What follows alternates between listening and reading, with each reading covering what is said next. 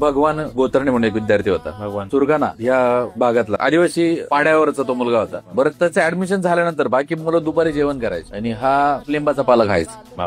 आता हे विद्यार्थी सगळे माझ्याकडे आले, मला म्हणे सर एक मुलगा आहे तो रोज लिंबाचा पाला खातो म्हणे, आणि त्याला विचारलं की तो सांगतो स्टॅमिना वाढतो. आणि अक्षरशः तो मुलगा पळायला असा होता की तो टॉपला असायचा, कायम 100 मीटर मुलांच्या पुढे असायचा. तो असं मागे बघत पळायचा, माझ्या जवळ कोणी येतंय का, येतो तो त्याचं लगेच स्पीड वाढायचं. म्हणजे स्पीड किती वाढवणं काय, तो एकमेव असा होता का त्याच्याच हातात होतं, कंट्रोलमध्ये, त्याच्याच कंट्रोलमध्ये. त्याचं ग्राउंड आउट ऑफ. मुलांनी ते सांगितलं असं, त्याला समोर बोलवलं. समोर बोलल्यानंतर विचारलं, बाळा तू काय रे लिंबाचा पाला खातो म्हणे, सर स्टॅमिना वाढतो. म्हणलं बाळा तू कोणाला सांगतोय, मला तू येतो कुठून. त्यावेळेस नाशिकमध्ये ब्रिजचं काम चालू होतं, जो मुंबई मनमाड जो हायवे आहे या ब्रिजचं काम चालू होतं. गाववाले त्याचे तिथं ना एक पाल गेलेलं होतं आणि तिथे त्या कामासाठी ते आलेले होते. हा फक्त गाववाले तिथं आहे म्हणून हा गंगापूर रोडवरून साधारणतः ते अंतर एक 9 ते 10 किलोमीटर बसेल. हे अंतर तो पायी जायचा, तिथं जाऊन त्यांच्या पैसे झोपायचा, काही दिलं तर खायचा, नाही तर सकाळी परत उठून पायी पायी तो तिथपर्यंत यायचा आणि पूर्ण ग्राउंड करायचं. त्याला विचारलं, म्हणलं तू आला कसा, पायी. जातो कसा, पायी. म्हणलं मग तू वडापाव तो एखादा खायचा. सर पैसेच नाही. आम्ही शून्य झालो सगळे. त्यावेळेस आम्ही रूमवरती मी राहायचो, तर त्याला रूमवरती घेतला, त्याला मार्गदर्शन केलं. आज तो मुलगा